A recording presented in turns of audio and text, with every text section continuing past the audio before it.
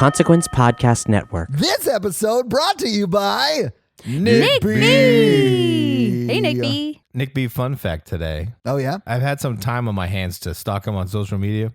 He's been listening to a lot of Queen. He says it's the soundtrack of his quarantine. Oh, yeah? Oh, that's actually a really great quarantine soundtrack. Quarren Queen, if you will. Oh, the Quarren Queen. Yeah. I love it. Well, Nick B, you picked a very good band to listen to while in quarantine. Yes, good choice, Nick B. This episode also brought to you by Ryan. Hey, Ryan. Yeah. So, Ryan has been making me and my whole company work nights and weekends for the past 5 months. And now that deadline is almost done, Ryan has decided kindly out of the grace of her heart to give us 3 days of comp time after months of nights and weekends. So Nice. I would just like to sarcastically say thank you, Ryan.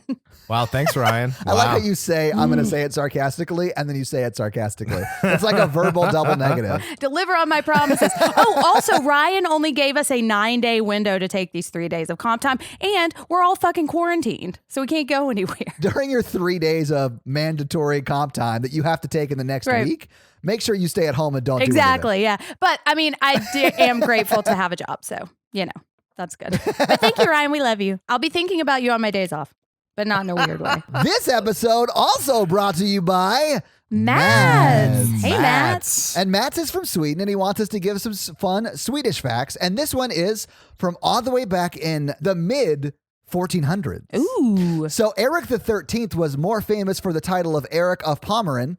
But did you know that this Swedish king, that's right, he was a Swedish king. A Swedish was king? forced away from the crown in 1439. Why was he forced away from the crown? It doesn't go into it, but guess what he did then? What did he do? He fled to Gotland, I don't know where that is, where he crowned himself the pirate king of the Baltic Sea for a 10-year period. Anyway, he just became a pirate king for 10 years and fucked off in the Baltic Sea. That's awesome. It's a good retirement plan. Although I say that knowing very well that he may have done horrible, horrible things and be hated in Sweden. So apologies if he is. I don't know anything about what he did. I just like the idea that he became a pirate king. We don't want to tell a delightful story about a monster. Yeah, I hear that the Pirate of Penzance is loosely based on his life. Welcome back to another episode of The Patrioticals. Oh, are we doing Patrioticals? I'm ready. I mean, we do it every week, so I'm shocked by your surprise. Right. But yes, we're doing Patrioticals. Every week's a new world for me. It's like 51st podcast. Oh, gee. Okay, so when we last left it, Michael kidnapped Matthew, who's in a coma. Right. He's in his Prius. He absconded with his body, yes. Yes, his limp body is next to him in the He's not Prius. lifeless. He's just in a coma. It's like Weekend at Bernie's all the time. Ah. Nice. But he's alive. So they're racing in the Prius, and Eddie, the mayor of Mammaltopia, finds out, and he's like, well, we got to save him. So he sends out his best agent. Agent Owl? Kate has an owl. Kate tells her orangutan driver, I don't know his name, Mr. Bubbles. Mr. Bubbles, the orangutan driver. I love it. Let's do it. She says, pull the motorcycle up, and then she gets the owl. The owl goes way up high and looks around while they're driving around trying to find them. It's very, very efficient. Right. Yeah. She calls her owl Mr. Owl, and she says, Mr. Owl, go find that Prius. And Mr. Bubbles, get the motorcycle. Can't the owl be a girl? Mrs. Owl, go get that Prius. Yeah, you can, it's whatever. So Eddie was like, look, we owe that guy our lives. We have to save him. You have to go, Kate. This is super important. Don't mess this up. And I know I'm usually really nice, but this is really important. Right. I also, you need you to take, this is Sting. He is a survivor of 3rd-degree burns, koala from Australia. He's out for revenge. Okay. Mrs. Sting lost her family in the Australian brush fire from episodes ago. Anyway, I owe her my life, so you need to take her because she wants to kill Isaac. So She's got a axe to grind. Yeah, she does. so she's in the motorcycle too. That sidecar is packed. It's packed out. It's a packed out. double-decker sidecar. All right, so Isaac gets the page. He's in Bantertown, which is like Bartertown for Mad Max. But he feels really guilty that he ended the world, so he's trying to find other cities to restart civilization. Right. Is Bantertown when you just make jokes at each other endlessly? Yeah. It really is like- just people yelling rhubarb, rhubarb, rhubarb at each other. He's trying to make a happy place because he started the Sunny Downer virus or Right. whatever. Well, and he built his city, Thunderdomington. Yes. In Thunderdome, he sends out a caravan of those airport tugs with all the luggage racks behind them to meet up with Michael filled with people who are just wearing shoulder pads from high school football with like spikes on them and like face paint. Right. So like that tag team. What were they? It's exactly like that tag team. It's not GWAR. It's like the League of Extraordinary Terrible Guys. That's what they call themselves, is the League of Extraordinary Terrible Guys. Yeah. And Good they guess, use Jen. Good guess. They use Nailed kitchen mallets as weapons. Ooh, Kitchen ooh. mallets. They're really expendable, so they get sent on all the shit jobs. They're Oh. definitely the red shirts if they had shirts on. Right. They would be, yeah. So Kate catches up to the Prius. Okay. And at the same time, there's like 3 tugs full of the League of Terrible people. Oh, no. And Kate uses her mind powers to flip over one of the tugs and block the road. Uh-oh. And then all the 40 shoulder pad people died from that already. But there's like 40 left. It's Because fine. of the spikes. They like really endangered themselves by wearing they those. they weren't taped on good. They just flew everywhere. Also, they're stupid. Also, she had telekinesis. Can't she like unspike them and just like stab them all in the brain? She didn't have Yeah. to. She just had to call us the one car wreck. Work smarter, not harder, Kate. Right. The Prius stops, and like, it stops so turns the car off. You know how Priuses are. Yeah. Uh-huh. But he can't get it back working again. Oh, so no. the orangutan stops the motorcycle, Mr. Bubbles, and was like, brrr. And then so everybody gets out. And then Michael gets out with his fencing swords. Right. The koala bear starts fighting some of the people with the spikes. And that's a side story. We won't get into that. That's in the spinoff. So it was a big fight, between Kate and Michael, and like her telekinesis was really tired from making the cars wreck, so she couldn't use it. So she had her own thing, So they were like really fighting, blah, blah, blah, blah. And then Her nose was bleeding. yeah. Then the Prius kind of like flips over for some reason. Because it's a Prius. Yeah. Yeah, Priuses are known to be super top heavy. Yeah. So then Michael actually he threw some like bombs at everything. And so like a bunch of stuff blew up, and when the smoke cleared, one of the tugs was left, and it was going towards Thunder Domington with the body of Oh, no. Matthew. Yeah. Oh, no. The koala is attached underneath the tug. Cape Fear style? Is that Yes, what that with movie is? her belt I've actually attached. never Yes. seen it. I can't believe I made that reference. It's exactly like that. Kate's knocked unconscious. Oh, no. And Mr. Bubbles is like super annoyed. Uh-oh. He's over it. The owl's following them. And then as we clear away, Matthew's eyes open up. I wonder what Matthew's going to do. So will Matthew wake up and save the day? What side will Matthew be on when he wakes up? Find out next week on another episode of The Patrioticals. So now is that special time of the month, Jen, where we shout out all of our You Can Get It levels. These are the people that pay $25 a month on Patreon, and they can truly get it. They can They get really it. can. Yeah, they can. The first one is Ash, who has been a member for a very, very long time. Thank you so much, Ash, Yes, thank for all you, the Ash. love. And the next one is Karoon, Hey, Karoon. who has also been with us for a long time. Thank you so much for putting up with us. We love you. And then we also have the lovely Kayla, who did this shout out originally for her husband, Aaron. And we like Yeah. shouted them both out because we thought that was really sweet. That is is really sweet. We have a new person entering the game this week as well. His name is Scott, and we love him just as much. Oh, Welcome to yes. the You Can Get It level, you amazing, beautiful bastard. Yeah. Yeah, Scott, welcome. Yeah, there is also Sean, who Hey, joined a Sean. month ago and through his wise wisdom decided to continue supporting us. Thank you so much, Sean. Thank you, Sean. There is the long suffering, and I call her long suffering not because she recently got married. Has she dated you? You can no, because she's our longest You Can Get It member. Yeah. And that is Veronica. Hey, Veronica. Thank you so much for Veronica, being oh. our longest You Can Get It level. You can truly get it You from your really husband. can. I really guys. love our fans because a lot of these names sound familiar because I interact with them on the Facebook group. They Yeah. do. Yeah, a lot of them I recognize because they literally interact with us daily on the Facebook group.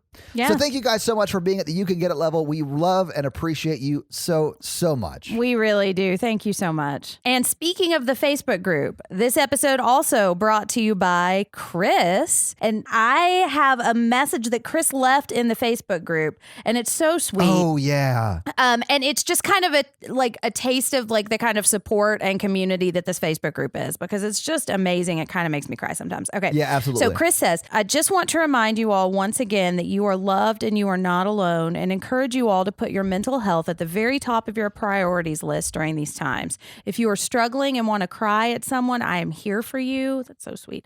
I will listen and offer you tips for dealing with anxiety if you want them. However, if you are dealing with a crisis, remember there are professional resources out there to help you.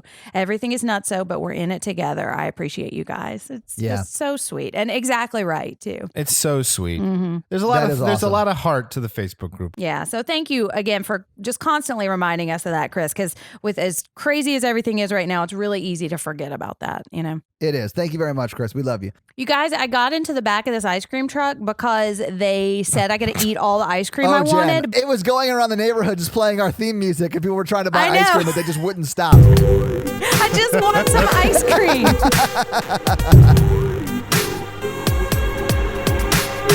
So this week at work, we had to tell the group that we had a nurse test positive for COVID, and we had to send some other people out for testing. Yeah. But for the announcement, I played Another One Bites the Dust. Oh God, Mikey. Oh my God, Mikey. Oh, well, you had fun being employed, right? Welcome to the Horror Virgin, everybody. I'm Jen. I'm Mikey. And I'm your Horror Virgin Todd, which means I don't like scary movies, but you guys make me watch them. And this week, the listeners made me watch the 1988 classic Killer Klowns from Outer Space. Yes. Todd, did you say it with a K? I did say it with a K, yes. I will say that I'm proud of the listeners for picking up a very Mikey-esque movie. Oh, man. I was very nervous. Oh, yeah. Okay, so first off, let me just get this out of the way. Mikey, I am so sorry we're in isolation and we could not watch this together. I know. I fucking loved this movie, and it would have been amazing to be able to watch it with you specifically. I watched it this morning and I was like trying to text you to like recreate the feeling of watching it with you. I know. And I just kept texting you, save it for the podcast, because I have so many thoughts about this masterpiece. Anyway, are we doing first thoughts? Yeah, let's do first thoughts. So, Mikey, you've seen this before, clearly. What did you think about it when you first saw it? When I was a kid, this movie was amazing. Oh, yeah. When I was in college, this movie was fun. And then I watched it this morning and I was like, I will say that I went a little bit more Jenn on this movie. Sure.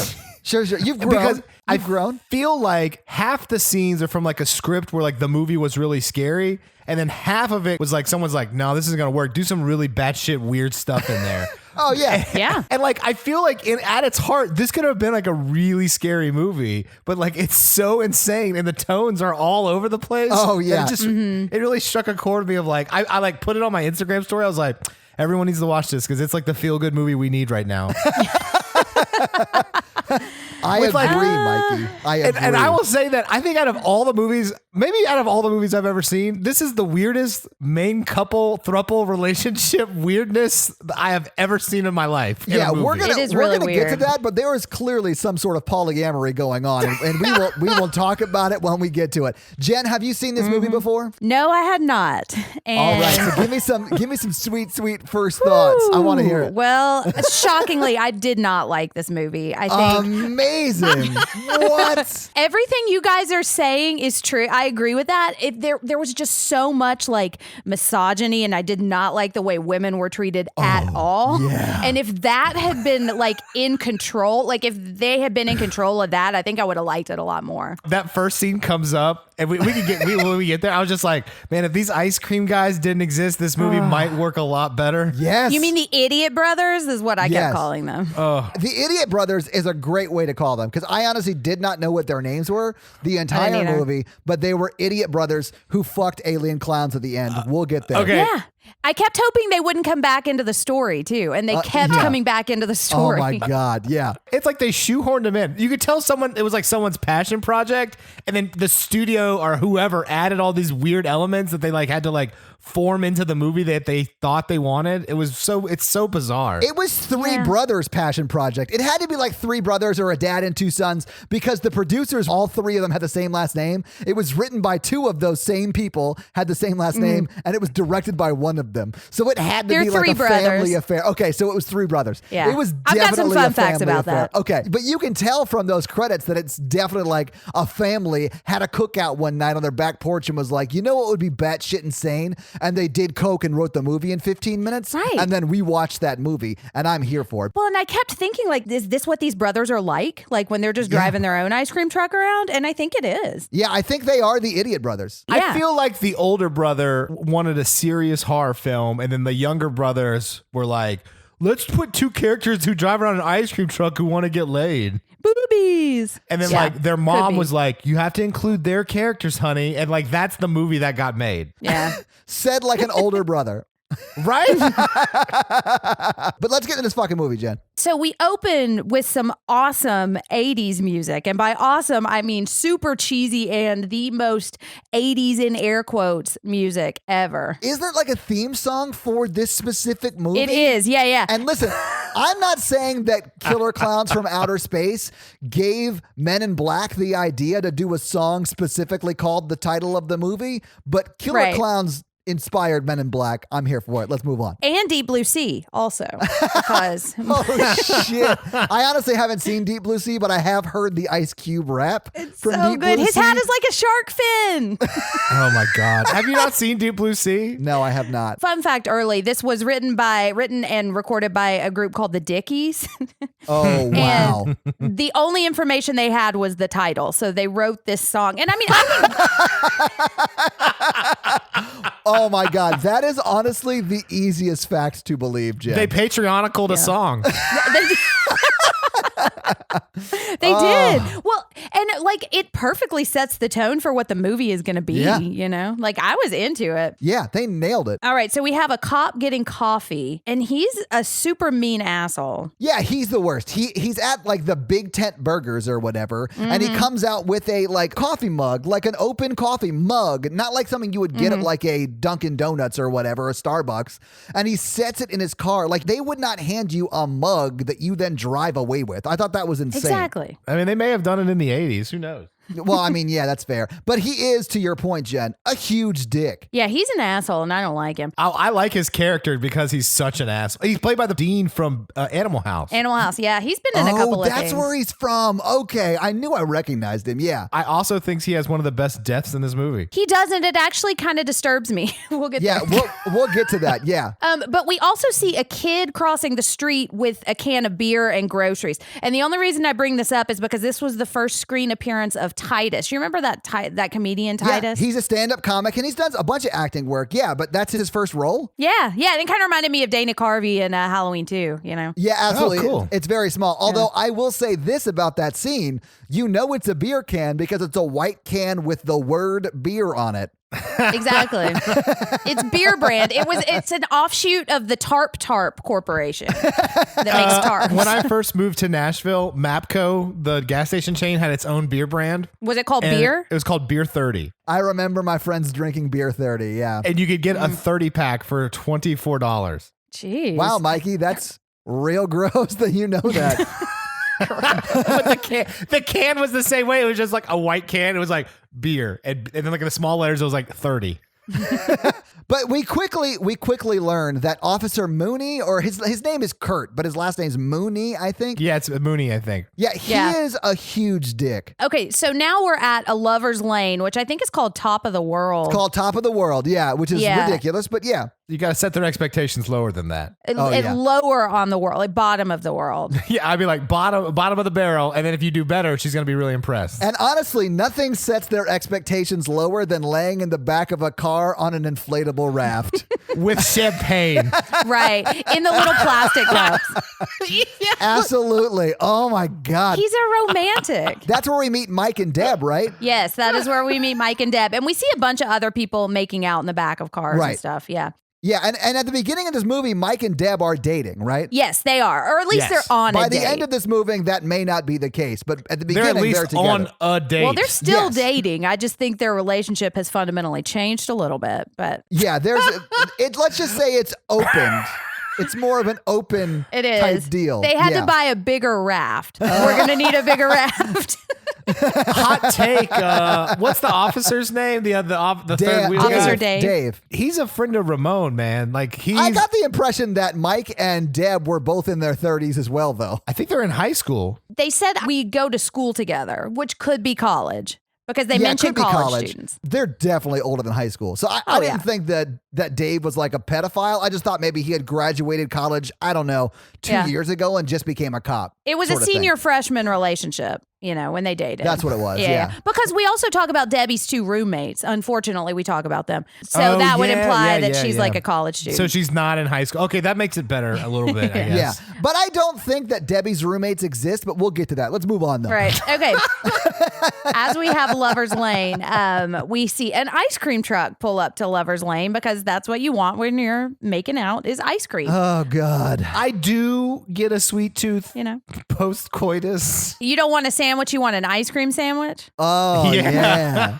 All right. Honestly, maybe Deb's that way. After at the end of this movie, when she's done getting sandwiched, she also wants an ice cream sandwich. I mean, my headcanon is all three of them died at the end, and that was the best way to go. well, I got a fun fact.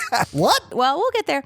I immediately hate these ice cream guys. But you're supposed to, because it's very 80s, and this sort of humor died in the 80s, I think. It really did, for good reason. But Yeah, also, yeah, because of absolutely. their loudspeaker and the echoing too, it's even more obnoxious. Yeah, and I honestly thought the beginning of this scene, when they start talking into the mic, because all of that is overdubbed later, it's ADR'd.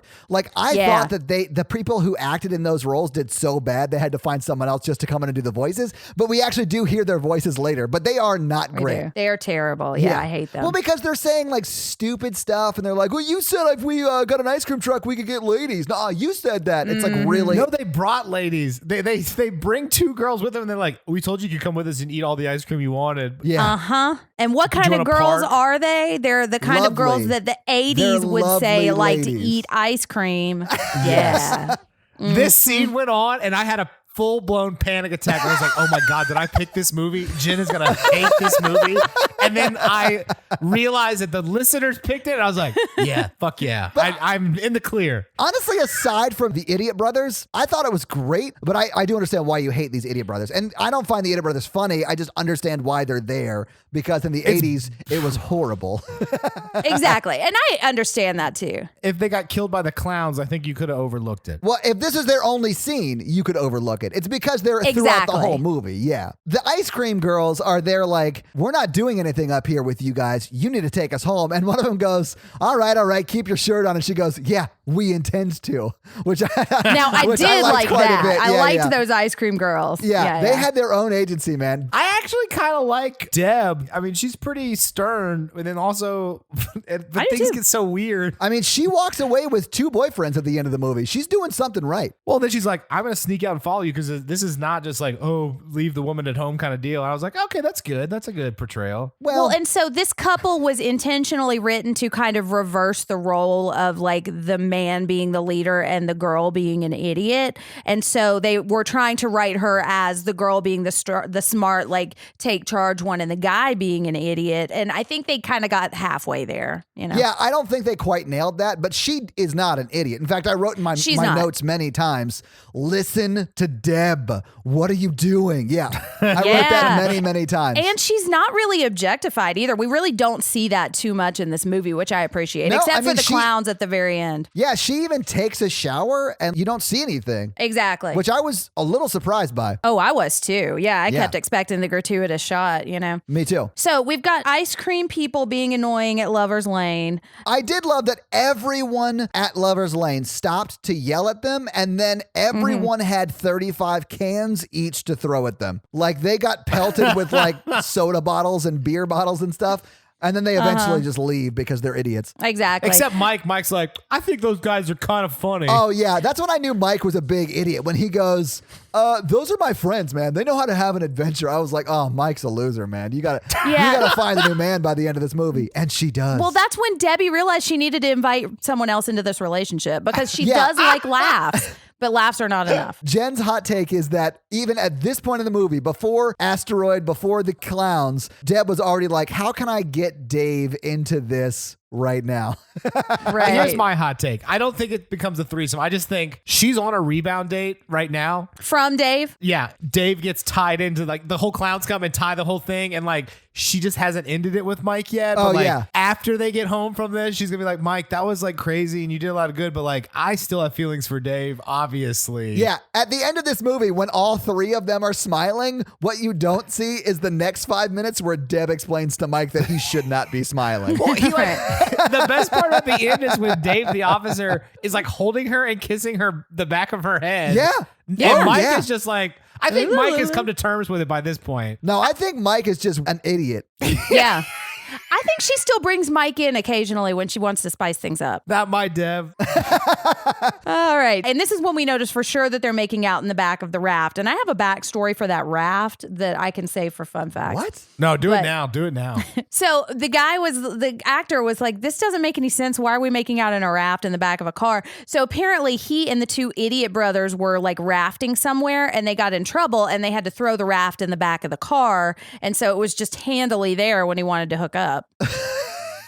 So the kids are making out in the back of the car and they're looking at the stars and they see a meteor that goes shooting through the sky and lands like over the horizon or something, which is really cool. It looks like a meteor if it was a meteor inside the Roadrunner universe, but yes. Yes. It holds up. Yeah, it definitely holds up, man. I mean, we already know what kind of movie we're watching, you know? Yeah, they're motherfucking clowns, guys. It's fine. Exactly. We listen to the theme song. Yeah, it's fine. Right. And so we see Old Man Weirdo on his porch with his sweet little my dog, God. Pooh Bear. And he's going to be Pooh Bear rich. was adorable. Pooh Bear Yeah. was really sweet, yeah. And unfortunately, the first death of this film is Pooh Bear. Well, off camera, horrible. but yeah. Old Man Weirdo now thinks he's going to get rich, so he gets his shovel and he starts hunting out. And Debbie decides she wants to go check out this meteor because everybody's real fascinated by this thing that probably caused a huge crater in the earth and the best of circumstances. Yeah. But so the Old Man Weirdo gets there, and what is there? There's a giant fucking circus tent in the middle of this field. He tells Pooh Bear, come on, Pooh Bear, maybe we can get some free passes. Yeah. He's excited to go to the circus. Everybody who in the sees woods. this thinks this is like a legit circus that they just didn't notice popped up in the middle of the woods after a meteor hit. Yeah, he's like, ooh, where's the dang ticket booth? Oh, my Pooh Bear God. and Old Man Idiot are wandering around outside the circus tent. And Old Man Mikey? Old Man Mikey. Aw. I want some free passes.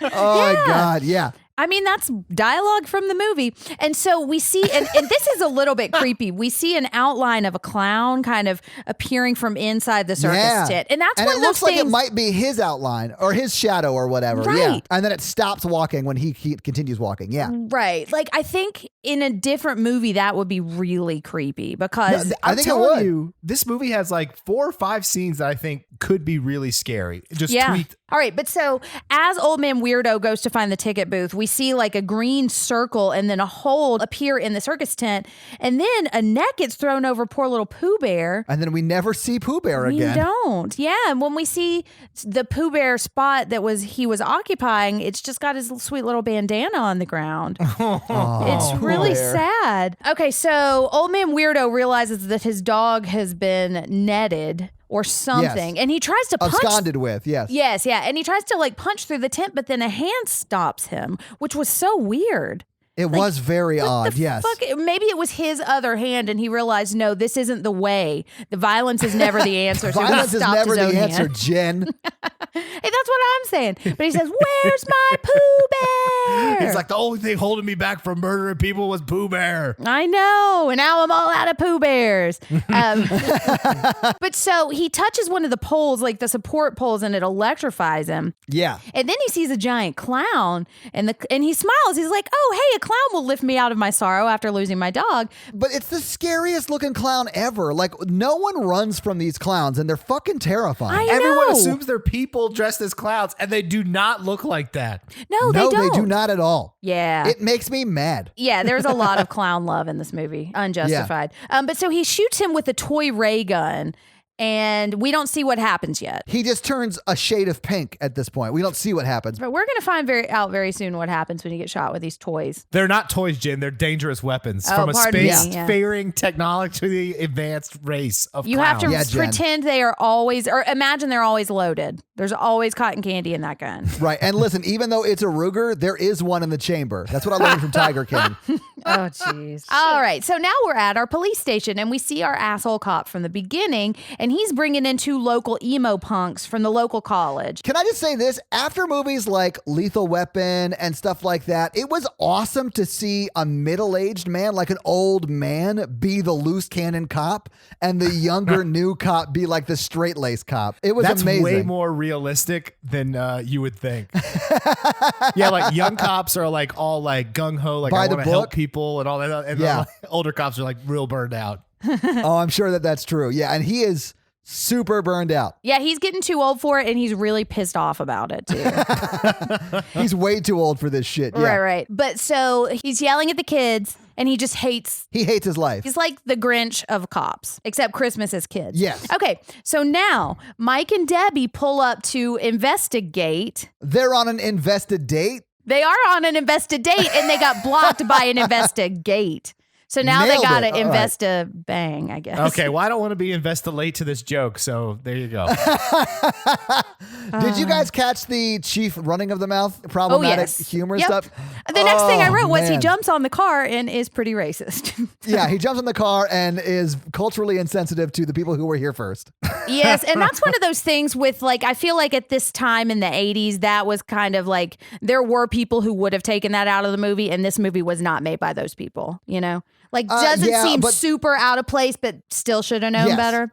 It was right on the cusp of that, right? But I mean, Yeah. it's 2020 and we still have a team called the Redskins. That's true. So like, Yeah. I mean, that kind of stuff still goes on, unfortunately. Exactly. But And it's like Yeah. Deb's only problematic line. that's true. Yeah. All right, so they get to the tent and he says, "What?" And I have written down some of this dialogue because it's just insane. Saying, "What's the circus tent doing way out here?" Because they all still think this is like a fucking actual circus. And so she is saying, "Something is wrong. Do not go up to this tent. This is a crazy circus in the middle of a field where the gate was locked." You don't want to do this. Yeah. Exactly. Listen to women. And this is a theme that we see in a lot of movies like this is the women know what's up and nobody listens to them. Well, The first time I saw that was in Dr. Giggles. But Yep. yes. She's like, I'm scared. We don't want to go there. Let's just go away. And he goes, well, would you be more scared if I left you here? Or would you be more scared if you came with me? Yep. Which is like a stupid, like he's an asshole. He's just gaslighting her into going with him. And of Uh-huh. course she goes with him because I would be more scared to stay there by myself too. Although what Exactly. I should have done is said, let me stay here with the keys so that when you come back, I can have the car running. And I would have gone back to the car and left. I Right. don't like Mike at all. Also, this movie has a really problematic theme of like no one can drive. There's like 90 fender benders in this movie. Yeah. But I don't like Mike. I don't like Mike the character. He's just an idiot. So they go into the tent because what else is she going to do? Although I would have just left his ass, like Todd said. And so they go in and it's like a fun house. And he's talking about this new wave European circuses and doing this idiot circus voice and talking about the freaks in the freak show. And 2 of the ones he's talking are like talking about the bulimic wonder. Oh, and 50-50? The half man, half woman. Yeah. Yeah. A lot of pretty much everything he mentioned was super problematic. Yeah. They hear like one of the clowns coming or whatever, and they like run into a side room that has like cotton candy light bulb things, right? Right. Yeah. They literally are running from something. They heard a sound. They don't see the clowns just yet, but then they immediately start yelling. Like, what is this place? Like, I know. shut up. You just ran away from somebody. Why are you yelling so fucking loud? And it does kind of look like the Grinch's circus, you know? Like it's the circus that came to Whoville, you know, because all the Yes. colors are really Yeah. bright. It's against a black backdrop, you know. We see like a bunch of like a hallway with a bunch of like they look like elevator kind of doors, and one of them's green, and so they go down to the other one, and there are like clown nose buttons on the wall, and so they push the buttons, and then it opens and they get sucked in, and they go down into like this huge chamber with the weird electric like lightning ball in the middle, which is like if you ever went to a museum and you put your hand on it and made your hair stand up, you know? No, it's actually the core of the Death Star. If the Death Star was made of the circus people. Yeah, it actually does sort of look like that scene where Luke and Leia swing across to the other side while they're being chased by stormtroopers. It's like the same looking shot, except in Star Wars, it doesn't look like it was hand drawn. Right.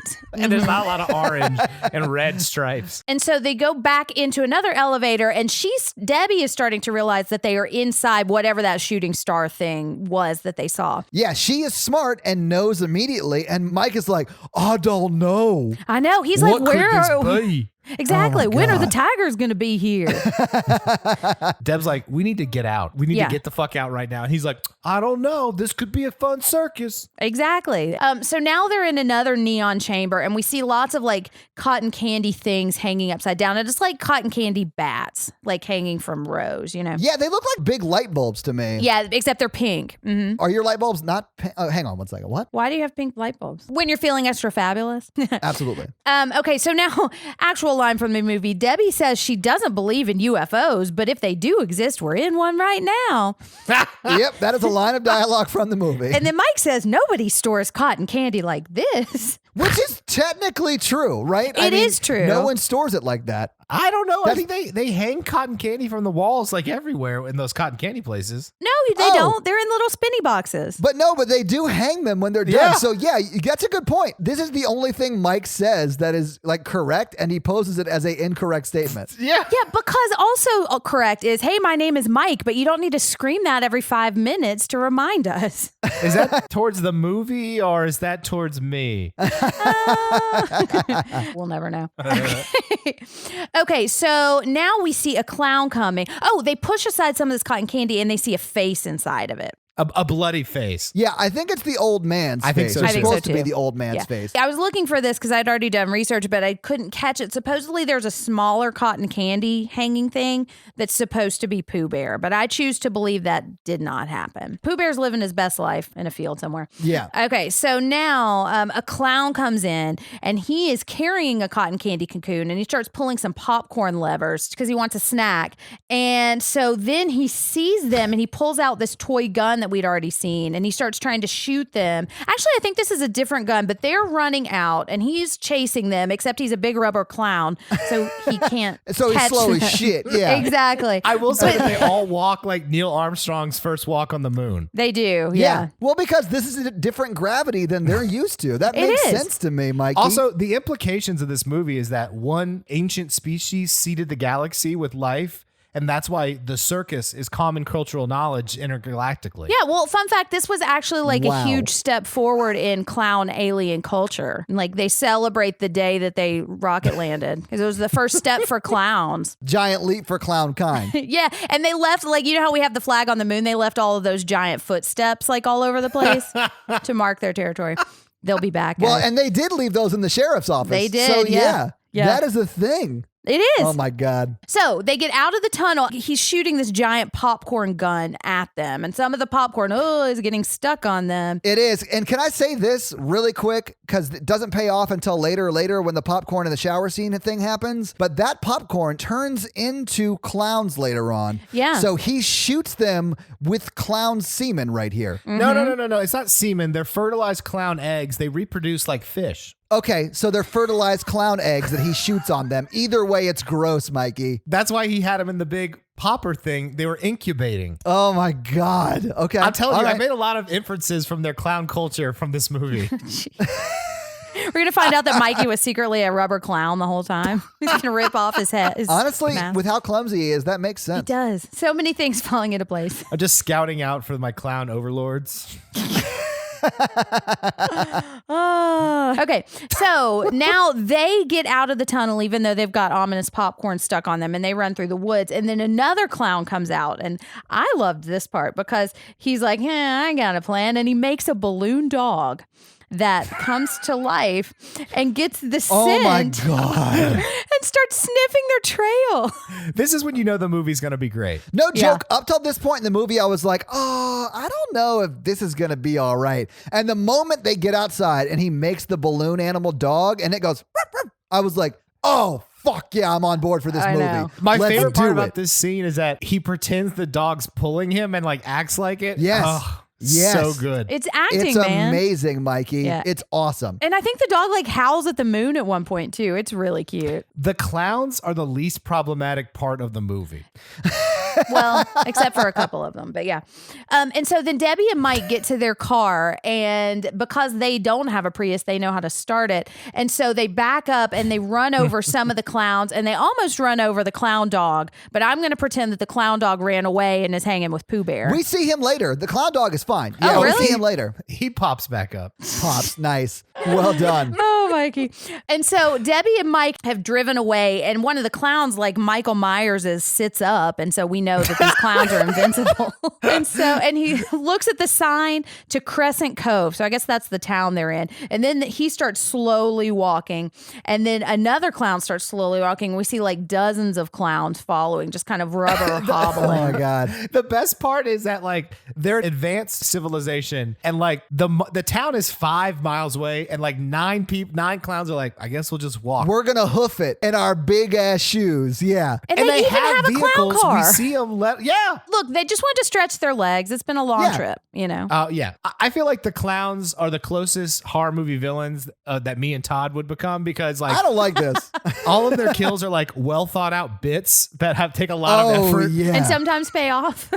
Yeah. I could just see them in like a writer's room being like, get a clown motorcycle. Okay, so meanwhile, Debbie and Mike are in the car and they're arguing about whether to call the police. And Mike is saying nobody will believe us. And Debbie's saying, no, I got a friend in the sheriff's office. He'll believe me.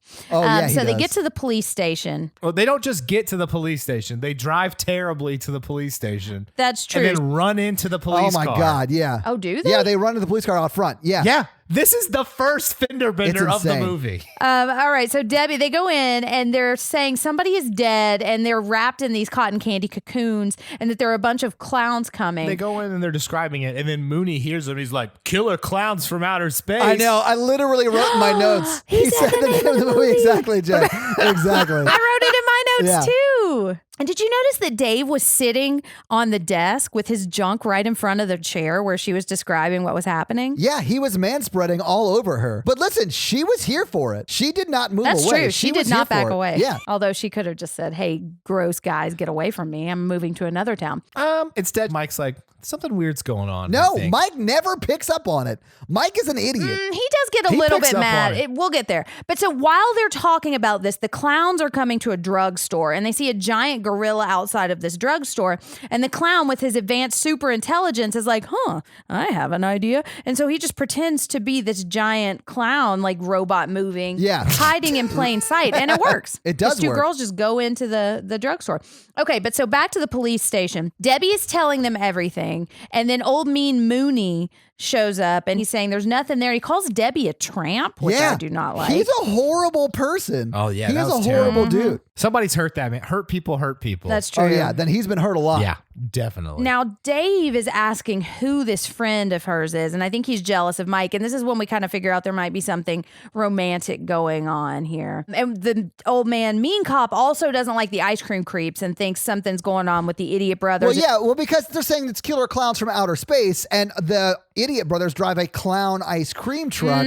So they're like, this actually sort of makes sense because the officer's like, oh, you're just playing a prank. This is stupid. No, I think he says, I recognize you, moron. Yeah. You hang out with those two idiot brothers. And he's right.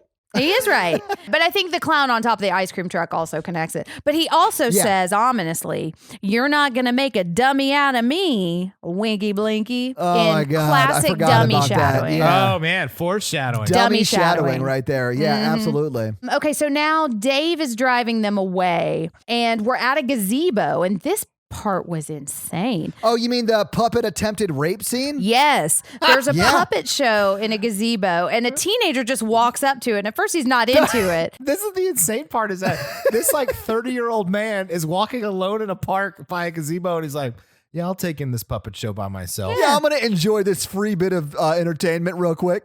it's interesting. And also be overly critical about it, even though I'm by myself on a Saturday. So the boy puppet is trying to put the moves on the girl puppet. She's not into it. And then she disappears and comes back with a giant gun.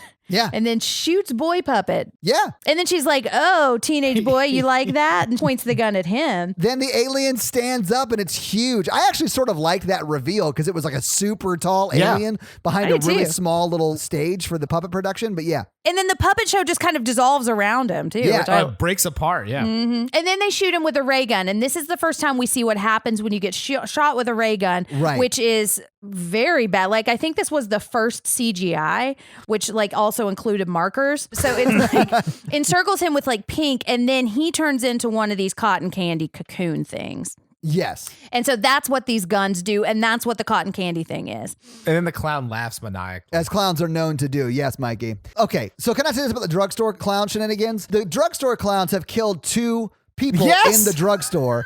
And then what I was it cuts to, so then it cuts to them just sort of like looking around, like throwing paper towels around, like looking at like merchandise and throwing it around. They knock over the umbrellas. Yeah, and then it cuts to the guy who runs the little store there, and he's just like giving awesome reaction shots to Yeah. them like messing up his store, but he gave no reaction shots to them killing people in his store, nor did he leave. That man is a professional. Like He he is. is in that store to make his sales and nothing else. It's amazing. It's all about the merchandise. Oh yeah. So now Dave is driving Debbie and Mike home. And I thought for a minute he was going to drive both of them home, but he's just driving Debbie. Because he knows where she lives. Wanky blanket. Because this is men's work. We have to investigate the murders. And so Before they get out, Dave is talking to Deb in front of Mike about, I still have feelings for you. Like he is like power moving all over Mike. And Mike does give like a strange look, but he sort of still lets it continue.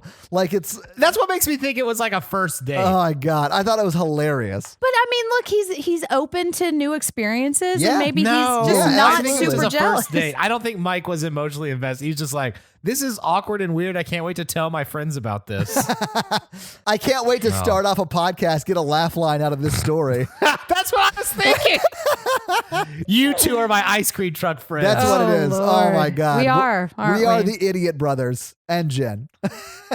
But Jen, you're right. They do. Mike and Deb go up to her front door, and Mike is like saying goodnight, more or less. And Deb is saying, no, I'm going to go in here, but then I'm going to follow you guys back up there because we got to figure out what's going on. And Mike is like, no, stay home. I don't even want to go. And I was like, finally, Mikey is the only one talking sense right there because he shouldn't go up there. He should let the cops deal with it and have sex with his girlfriend goodnight. Exactly. This is the one time I really connect with Mike's character because one, he doesn't want to do this. And then two, he's definitely planning on ghosting her because of her unresolved feelings for her ex. And he's like, I'm just ready for this date to end and my weekend to go forward without you. Yeah, Well, absolutely. but did you notice what Dave said to her? Like, because he was driving her home and she said, I don't want to go home. And he's saying, I can either take you home or I can take you back to the station and lock you up for safekeeping. Yeah. Which is bullshit. Yes. Yeah, Mike's like, this is not I did not sign up for this. This is no wonder you broke up with him. Yeah, like as much as I don't really like Mike, I don't like Dave either. I mean, but that is like a 1980s version of chivalry. It's not good. It is. But I think they played as like he's just trying to protect her. I think so too. But you're right. It's not good. After he said that, lock you up for safekeeping, I wrote in my notes, I hate this movie.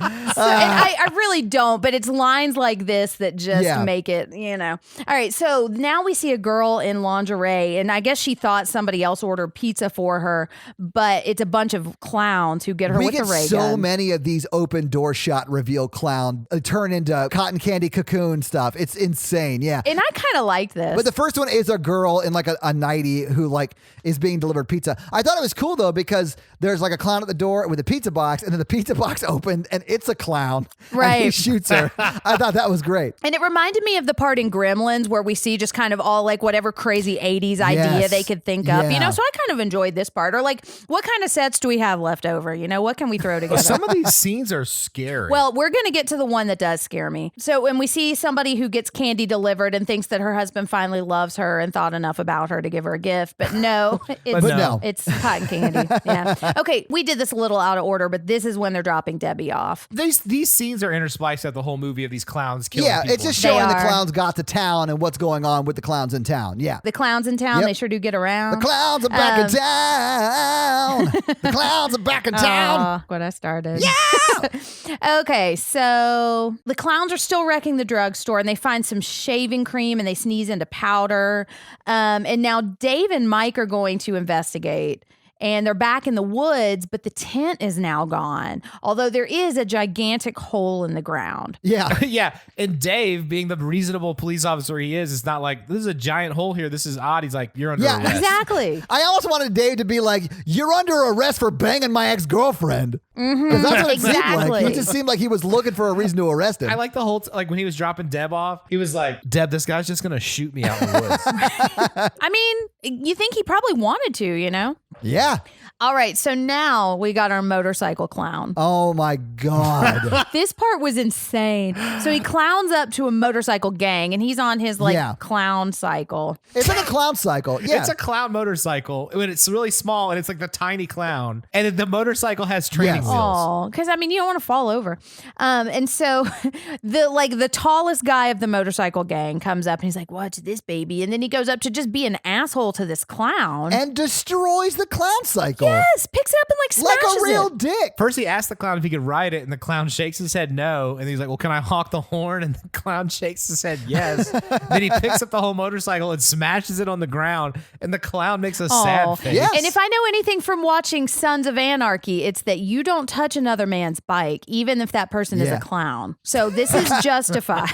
I did love the reaction shots of the other bikers as like their main bikers interacting with the clown. And then when the main biker goes, what are you going to knock my block off after he's like putting his dukes up? And then he punches his fucking head off. Yeah. And then it shows the other bikers like, what? It's amazing. But first, the clown has to jump up into the sky and disappear, put on boxing gloves and land. Yeah. He's got to go access his place where he gets all the stuff he won in the video game. Jen, what he did is he stored his boxing gloves in the cloud. Okay. And then he had to jump up to the cloud to get them and then come back down. Yeah. In clown society, the cloud is a literal A cloud. Exactly. Yeah. It makes sense if you think about it, guys. Well, and so he does knock his block off, and I kind of like that part. Yeah, when it cuts back to him and he like crumbles to the ground with no head, I was like, oh, that's pretty solid. And that guy deserved it because he was a dick. He did All right, deserve so it, now we're at Big Burger time, and we see some moms there eating with their kids. And this is the part that did really disturb me. The scariest scene of the whole movie. So we see a little girl and she's looking and she sees a big clown out the window and he's just waving and playing Oh my peekaboo. God. It's just like It Chapter 2, It man. actually is, yeah. And then we cut back to we see her empty chair and we see that he's got a giant mallet behind his back and it's so creepy. Yeah. And so she's like creeping up to the clown because she knows she's not supposed to leave her mom and she's about to go out the door and get clowned. Right. And then her mom catches her just as she's walking out the door. But that part was really scary. Like, even if the clown was not a giant clown, even if it was just a person, that's terrifying, you know? See, and I think the theme of this scene and like the potential here is that this movie could have been really scary if it was all kind of like this scene. And I think that maybe if they had done this movie now and had the technology to make these clowns consistently scary throughout, they could have done this movie and made it scary. But I think the effects are just so goofy that there's no way you could make it scary. Hot take. This is the remake needed for 2020. Well, I've got fun facts about that, actually. Oh my God, Stay Jen. tuned. Okay. So, but the girl is no longer in danger, or at least for now, but who knows what happens in this town. Okay. So now Dave is driving Mike back to Lover's Lane and he sees all the trash in the cars, but there's nobody there. Right. Oh, and this is when he opens one of the cars and it's got that cotton candy interior stuff. Like, it's insane. Right. Oh, this scene's creepy too. It is really creepy. Yeah. And he sees those glasses of the person who's in that Yeah, car. and that they're broken. And so then he's like, oh, fuck. Well, I guess I can't arrest this guy for no reason anymore. This scene scared me as a kid. Oh, really? Yeah. The cotton candy car scene? I remember the first time I watched this movie that I was like really scared at this point. point. I've heard that this was a scary movie for people when they watched it as a kid. And I can see that. I mean, there is some scary I can see it watching imagery. as a kid. Yeah. Like I think if my kids watched it, they would be really scared. Okay, so now Dave finally believes Mike. And he uncuffs him. Yeah, Yeah. he's like, okay, I guess we'll fight this thing together. I think laying the groundwork for the polyamorous relationship that they're going to continue, I honestly thought that Dave thought, listen, I have a gun. Mike doesn't. There's no way Mike survives the night if we fight it together. So let's fight it together. And then I'll take my girlfriend back once Mike is dead. Exactly. I'll throw some melty pie on him.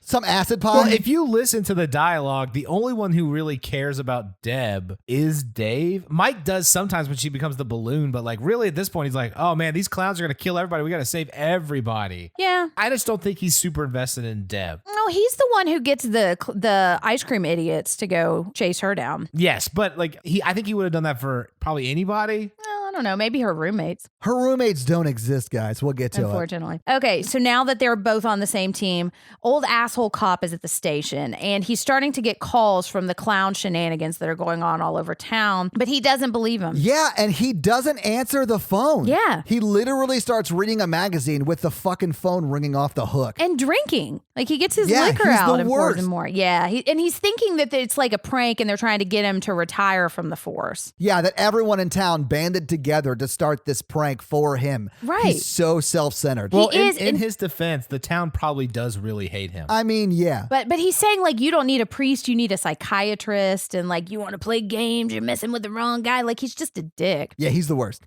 So now we see somebody driving and a clown pulls up next to him, and it's like this road race thing.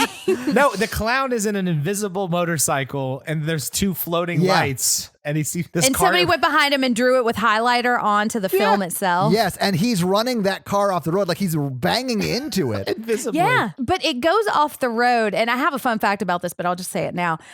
Did you notice it went off the road and just kind of fell off the side? Yeah. It was supposed to like shoot off and be like Thelma and Louise badass, but the stunt people forgot to put the things under the wheels that would stop the car. I don't know exactly what it was, but they didn't put the stoppers under the wheels, so it just kind of like fell off and like damaged. And they were like, fuck it, we got to use it. I Yeah. thought Exactly. it was realistic because it catches on fire. I mean, I thought it was funny, but yeah, it was not intentional. All right, so now Debbie is at home and she's taking a shower. Oh, yeah. And this is where you see the popcorn on her and it falls into the ground and then the popcorn starts moving. Which was Yeah. creepy. Insane. Yeah. It's moving around like Terminator 2. And we also noticed that she may have been wearing long underwear on this date. Well, I mean, she got to protect herself. It's a first Yeah. date. It was a first date. Also, I would like to refer to the popcorn as clown row. Clown row. Clown row. And just like regular row, it is crunchy. Ooh. I think maybe Mike told her they were going rafting on this date, and that's why she wanted to wear this long underwear. There You was know? evidence to suggest that they were going rafting on this date. Yeah. Whitewater rafting. She just didn't know whitewater rafting was his like euphemism for sex. Ooh. If she had known, she would not have gone out with him. So yeah, now we've got our popcorn row. Clown row. Clown row. Clown row. Okay. We're seeing the clown row like shaking the hamper. So we know there's something ominous about it. Yeah, because the popcorn climbed into the hamper, right? And It then did. climbed into the medicine cabinet. Yeah. Mhm. And some of it got in the toilet too. Yes. So now Dave and Mike are making up in the car, and Dave is apologizing for handcuffing him for no reason. My girlfriend's dating some loser asshole. I know. I guess she goes for laughs, not stability. Oh, yeah. And he says that right to his face. Dude, Dave is like power moving all over everybody in this movie. And And, then I'm here Mike's for just it. like, yep, really don't want to date her anymore. This is called Yeah. baggage. She's all yours, buddy. Right. And then he sings, "Hello, my baby. Hello, my honey." And like rolls out of the Dances car. out of the car. Yeah. All right. So now we get Clown at a bus stop. And so, This is the shadow puppet murder scene, right? which I Yeah. actually thought Oh was kind my of cool. God. It's insane. So the clown is at the bus stop, and there are a bunch of people there, especially an old lady who's delighted by clowns. And this is when I wrote down, no one is reacting to these clowns like they should be reacting to these Exactly. clowns because they are scary as fuck. And I literally wrote in all caps, fucking run, you asshats. Because they're insane. But so, despite having 4 fingers, he is making some killer shadow puppets. Oh, yeah. Holy shit, the dude's amazing. I know shadow puppets are hard, guys. I try, like I'm doing a dog right now. See, But can you do a T-Rex that then also eats people and then puts them in as popcorn into your man purse? I can, yeah. I can't do the red glowy eyes. I'm still working on it. Mm. Right. That's the hard part. That is the hard part of that. Not the eating of the people, the glowy eye. Can you do Washington crossing the Potomac and an objectified woman? Oh, yeah. Yeah. Oh, my God. Everybody's loving these. And so, like what Mikey was just saying, or Todd was saying, like at one point it's a giant dinosaur with red glowy eyes and it eats all the people. And it like the reverse of that church steeple thing. And so the people all shrink into the clown's hand and then he puts them into the popcorn bag. And you can hear them screaming. To feed his babies. It's like a reverse Ghostbusters, you know? It is a reverse Ghostbusters. My favorite part about this scene is Mike and Dave's reaction shot because they watch the whole thing happen for the cop car, and then like Mike's like, "Holy shit, we got to get out of here!" Well, and then Mike tries to run him over. Like he steps on the gas and starts like weaving the car towards him. And then this is another time when the clown uploads himself to the cloud and goes straight up. And then the cop car almost hits the wall, but they make it sound like it hits the wall. It hits the wall in air quotes. Exactly. It hits the wall in air quotes. And then they start. This is like our third or fourth fender bender at this point. And then Dave calls Mooney on the radio, and Mooney answers the radio like Delilah after dark talks to callers. Because he's like, 1 Baker 5, this is Mooney speaking. It's like Mooney. insane. Report some clowns tonight. I know. He's about to long distance dedication to somebody. It's insane. He's a big ICP fan, so that was his request. That's what it was. That's what it was. Yeah. They had trouble explaining to Officer Mooney how magnets work. And so Dave is telling him it's real, and asshole cop still doesn't believe him, still thinks he's trying to retire, but then he starts to hear screams. Right. Well, an asshole cop says that Dave is a college flunky like the rest of them. I'm like, that dude's a cop. He's graduated college and police academy. Give him some respect, dude. Well, maybe he dropped out of college after Debbie dumped him, and his only recourse was to join the force because then he knew he would be able to arrest all of her future boyfriends. So that's what it is. He's playing the long game, you know. Where's the chief of police in all this? These two officers are terrible. He's coming back Monday. They actually say that. Oh, did they say it? They do say that, yeah. I think just he's to like, say, I'll leave a report for the chief of police on Monday. Winky blinky. I think just to let us know that this town is actually in capable hands, just not this weekend. The weekend shift of the cop force is real bad. It's two guys who barely know what they're doing, and one of them hates their life. Exactly. They violate civil rights left and right in this movie. Really, only Officer Mooney does. Dave is a pretty decent cop. Dave put that guy in cuffs and then was like, I'm sorry that I violated your civil rights for no reason because you dated my ex. Dave had no choice. That man was dating the love of his life, Mikey. Justified. Give him a pass. And so now, as the town is getting clowned, we hear the ice cream truck and it's like squealing away, and the two girls are running after it, and we hear them say on the overhead or on the PA, "Forget the girls, they eat too much." Yes, they're That's horrible. terrible. But this is when Mike splits up from Dave. Dave is like, go with them and warn everybody. And then Dave goes, I guess, to the police station, right? To get the state cops involved, I think is what he says. Yes, right? he was going to get the state police, and then he Right. tells Dave, just use the loudspeaker on the ice cream machine to warn everybody to lock their doors and stay inside. Exactly. When Mike goes up to the two idiot brothers, he's talking about like having them do this, and the two idiot brothers are like, no, this is not what we're gonna do tonight. This sounds horrible. And he's like, well, let's just go get Deb and Deb's roommates, Winky Blinky, who are attractive or whatever. No, he says with big boobs. Yeah, and then Mike goes, yeah, sure, or whatever. That's why I don't think they really exist. Mike, he's a good manipulator. Yeah, he just knows how to get them to do what he wants. He knows his audience. Yeah. Exactly. Okay, so now we're back at the police station, and the phones are going crazy, and he's ignoring them all. And then a giant clown walks into the station, and this is the longest, slowest, most drawn out thing because it is insane. It's pretty scary. It is a little unsettling just because this clown looks terrifying. Well, and this is when Mooney, I think, says my favorite Mooney line of the whole movie, and that's, well, whoopee goddamn to do. Yeah. I was like, He has okay. such good lines. Okay, wow. Yeah, I wrote that one down too because that was funny. No, my favorite Mooney line is when he's putting the clown in jail and he's like, you would get your Miranda rights, but this is not regular jail. This is Mooney's jail. Mooney Yeah, jail. absolutely. You ain't got no rights. Yeah. Well, and so You ain't got no rights. he thinks that he said, I'm going to shoot you right now, you red-nosed freak. And he thinks the clown is giving him flowers, and then he gets shot in the face with water. And I thought that was going to be like acid that melted him. Me too, but it wasn't. It was Missed just regular opportunity. water. No, this Yeah. clown's in for like the long game. Yes, Oh, he's yeah. got a plan, and I like how this plays out, although it disturbed me.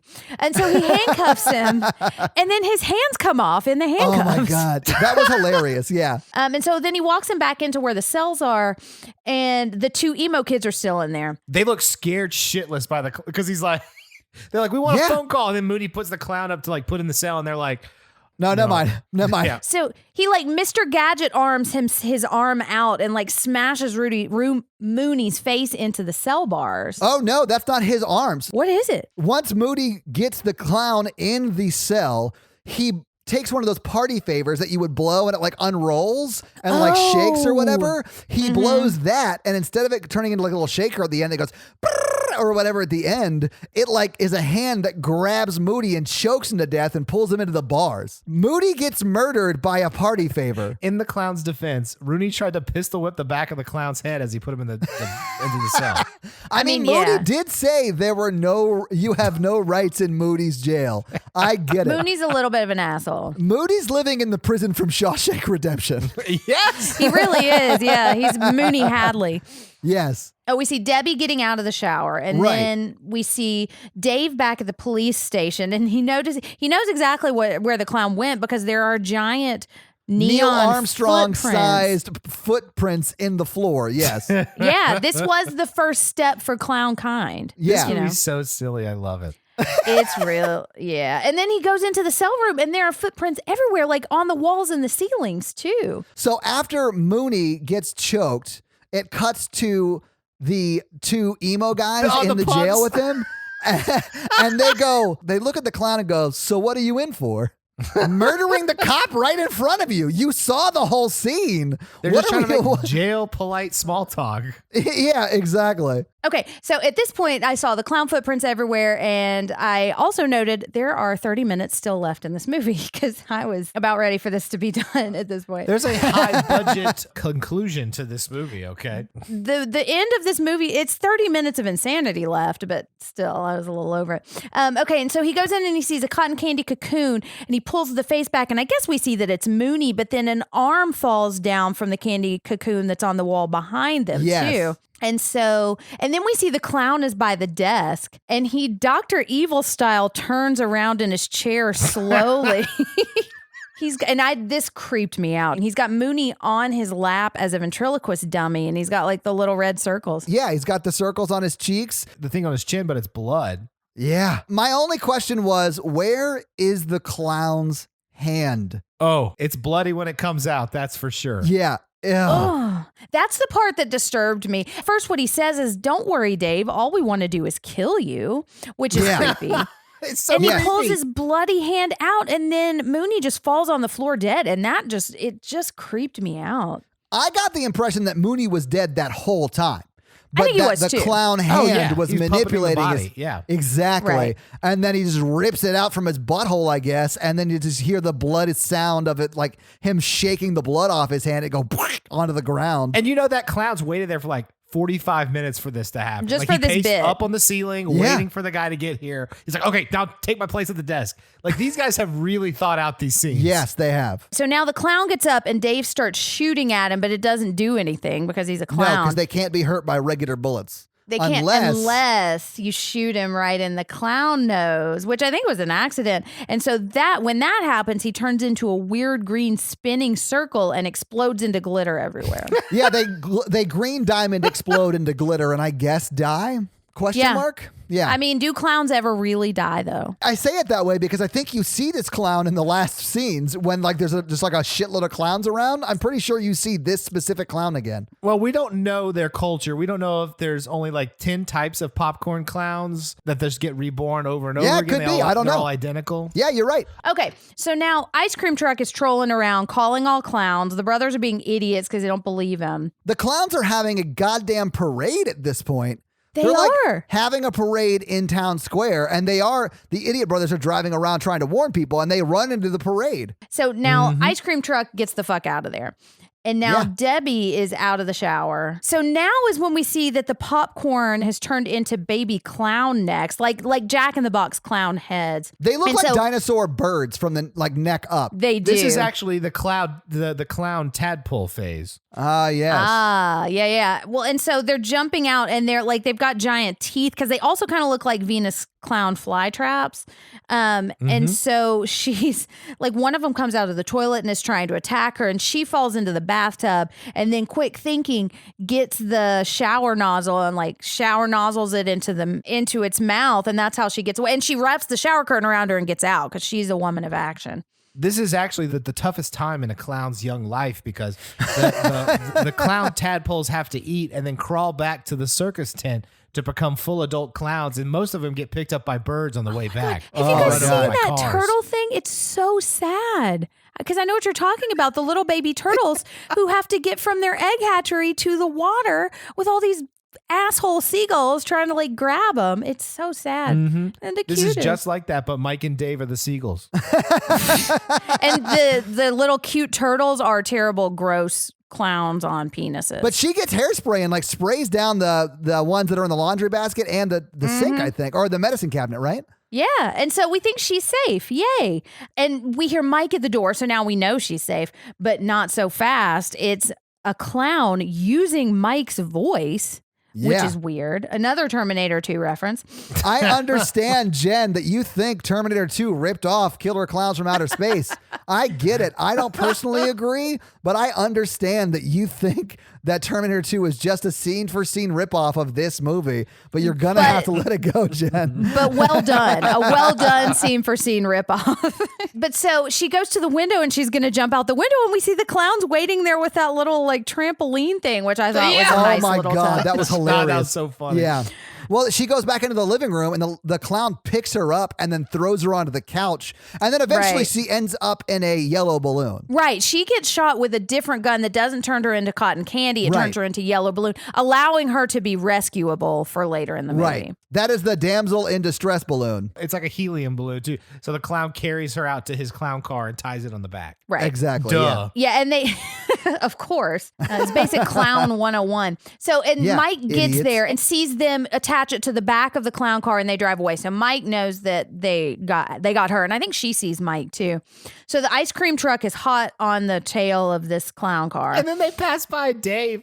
Wait, he was just sitting there for some reason? Well, he's been in touch with his ex-girlfriend, and he's got some alone time, so he's going to use it to his, To he's- fulfill he's- some needs, Mikey. He's jerking it in the car is what I'm implying. Oh my God. Oh, and he yeah. also called the state. He called the state police at the police station. He did. Yes, So help is on the way. absolutely. But so now Dave is following them, and ice cream truck stops short or something. And so Dave rear ends the ice cream truck with his police car. Oh, Yeah, because no one in this movie can drive. Yeah. This is really just to get them all in the ice cream truck. it's important to realize that they were chasing a go-kart sized clown car. It's kind of like a Prius if a Prius were a clown car. What do you have against Priuses? Hey, I love Priuses. I had one for a while, but it fucked up my cell phone because I forgot that my cell phone was on top of it.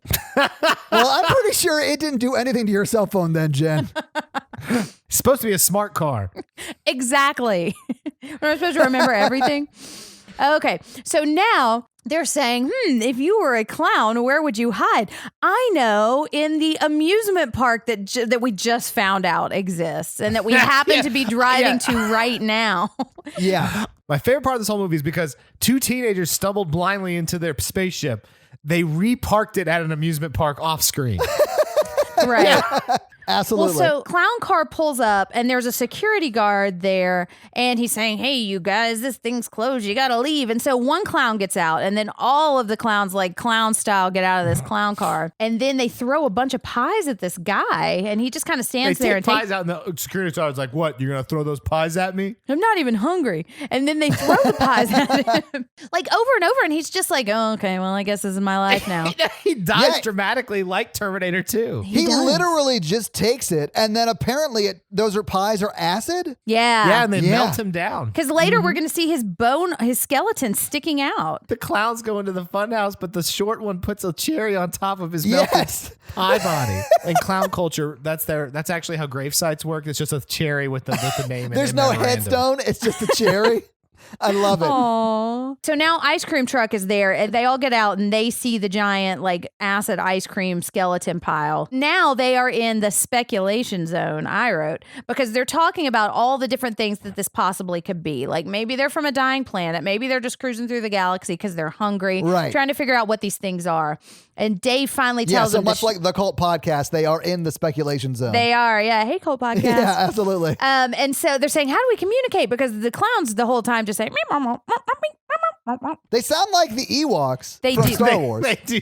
They do. But they have an understanding of human language because they mimic our sound, and when they puppet our dead bodies, they know what to say. Right. We at least know one of them can do a killer Mike impression. Not the rapper Killer Mike, the actor in this movie, Mike, who this clown does a killer impression of. All right. So Dave tells him to shut the fuck up because we are in the layer of these things that are trying to kill us. And he says you got to shoot him in the nose, too. So now we know everybody knows how to kill him. They go into a weird chamber that looks like it's out of Clown Whoville. And it's got like triangles and striped poles and lots of mist. And one of the idiot brothers hits the giant red button and like it sets off a mist and honk trap or something that doesn't actually do anything. Okay, so I did love this scene because the cop Dave is like, idiot brothers, stay with us.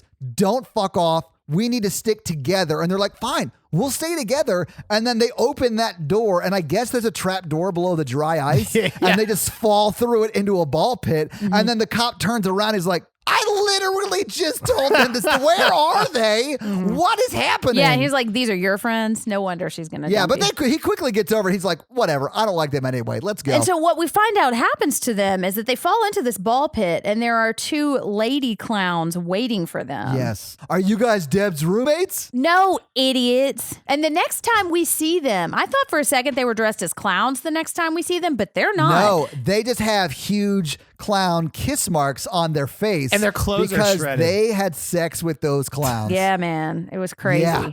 Crazy with a K. That's the movie the listeners wanted us to watch, guys. Now, granted, it was on my list. That's true. That is this true, was the first movie you actually suggested when we got onto the podcast, too, because I asked. Oh, my God. That's right, Mikey.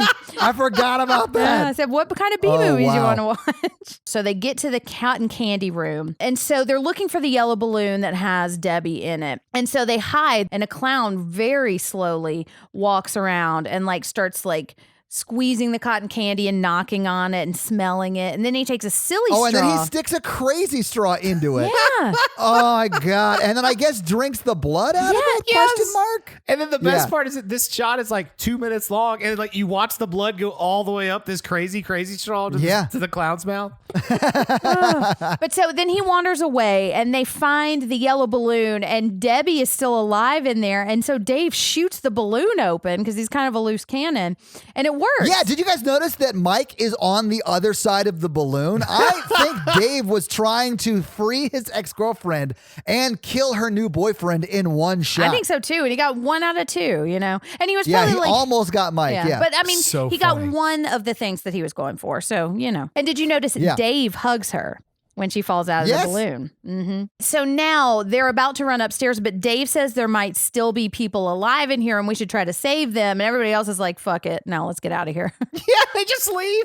Because now more clowns are running after him. They start getting chased. I do think Dave would have tried to help if they weren't now being chased away. I think so, too. By a bunch of clowns. Yeah. So now they get to a giant pole and the boys are too scared to do it, but Debbie jumps down into the pole because she's a Debbie of action. And then Mike does. And then Dave shoots one and jumps. And then there's like a Surlock monster at the bottom of the pole. But they get off at the right floor, I guess, and then run away. Mm-hmm. This is the design of a spaceship. Yeah. But also like a funhouse because they run through these like tunnel arch things that just are shaking. And it's like they just rented a funhouse or a bouncy house. Dude, then they run to a big door.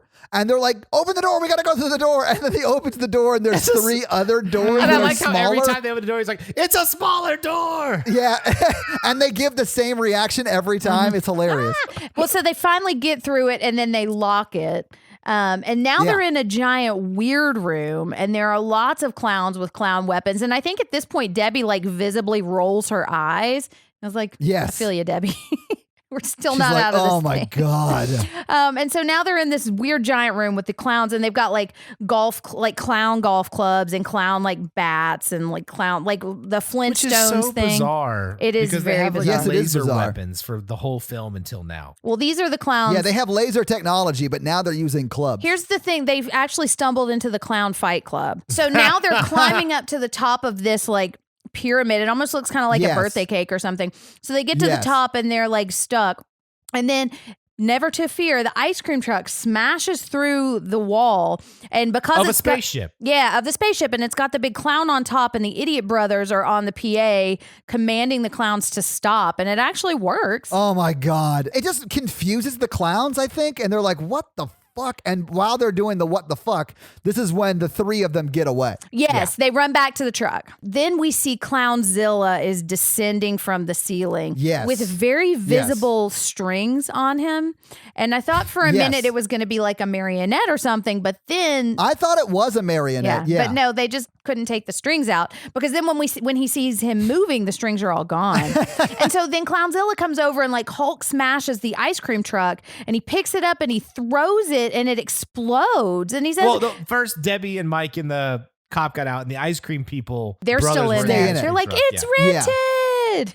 And then we thought they were dead, which was, I was like, okay, so they're dead. That's fine. Yay. They went out like heroes. They redeemed themselves. Yeah. Yes. Right. But so now Clownzilla is after them now. And so now Dave is going to Jeff Goldblum himself, and he's going to run out Yes, and shoot this he is. Clownzilla and let Mike and Debbie run away. Dave is shooting at Yeah. him, and then Mike and Debbie are out, and they notice the tent is glowing, and and it's starting to like pull out of the ground. And as that's happening, Yes. Dave is shooting, but he's out of bullets, and Clownzilla picks him up like King Kong. And then it looks like an action figure. It does. Yes, it does. Woo. And Oh my God. and the thing, like we see from the outside, that's like a giant yellow top, and it's like levitating out of the ground, and all of the cops that the backup is there, and they're all watching this. It's the state police. Yeah. Right. And so then from inside, Dave he can't shoot anymore, but he does think of a master plan of taking the pin from his badge. This right here is why when you get kicked off the force, they ask for both your badge and the gun. Because Exactly. they know that they're both equally dangerous. Yeah. Because he takes like the safety pin on the back of it and pops Clownosaurus Rex's nose or whatever, and then he dies. And so then the whole thing starts spinning. And like what happened to the clowns when he got shot on the nose, it all turns into like a big green circle and glitter and then fireworks. So it's actually pretty cool if you're watching it from the ground. Yeah, you and know? the spaceship blows up. Yeah, and it becomes just fireworks. Yeah. Yeah. Oh, it's sad because Dave's gone. Dave and like most of the townspeople. Exactly. There are still Yeah. so many people on the ship. Like hundreds of people are dead. Yeah. Yes. Well, and so then the clown car drops from the sky. Surprise, surprise. Dave gets out and he's okay. He's daved and confused. Yes. He's daved and confused. Nice. And so Mike and Debbie both go up and give him a hug like they are all three dating together. Yes. Oh, and the idiot brothers are in there too. And turns Yes. out they hid in the freezer of the ice cream truck. And I wrote Yeah, again, I just hate them. like Indiana Jones in the worst Indiana Jones movie. Does that happen? Yes, he escapes a nuclear blast in a refrigerator. Oh. And so it's raining confetti, and Dave has his hands on Debbie's shoulders like And he's his the kiss one in who the back of her saved head. Kisses Yes. her in the back of the head. Yes. And then, yay, we're all happy. But then they all get hit with pie or ice cream Yeah. or something. And then it's, and then freeze frame. And that's the movie. movie. Roll Yeah. credits. Oh, yeah. It's a wild ride. So, okay, having seen the movie, having talked about the movie, what do you guys think? Mikey, give me some final thoughts. This is a movie that's really needed for times like this. I still think it's like so ridiculous. It Yes. still holds up. Yeah. And like surprisingly high budget effects for this kind of movie. Yeah. So for me, I love this movie. I will agree it's problematic. There's some problematic parts. It's not awesome. But I love that these three idiot brothers came up with this crazy ass premise and then stuck to it. Because it's so outlandish and so crazy. And they're going for it. And they know what movie they're making. And they are nailing it. And I love that.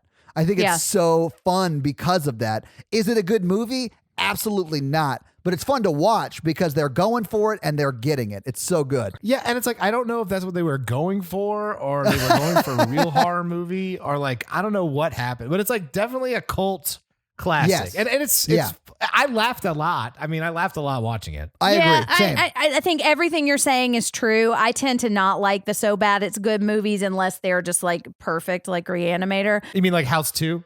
Yeah, I don't know. It's got to hit the right spot, but like, Tell me about it, Jen. Yeah, Tell it's me all about about it. that. because they are really going for it, and they know, like everything you're saying is true, but the problematic elements are just I can't overlook them enough to like the movie. Sure. You know, And I think that's fair. I think that's very fair. Yeah. But I mean, I think for a B, I mean, it's a great B movie. Yes, it is. All right, so let's do box office. Box office. Let me just be very upfront about this from Jump Street on box office. I couldn't find anything reputable about box office. So just know that all of this is suspect. The best information I have is on the budget for the movie, and that comes from Wikipedia, and Wikipedia is not great for that.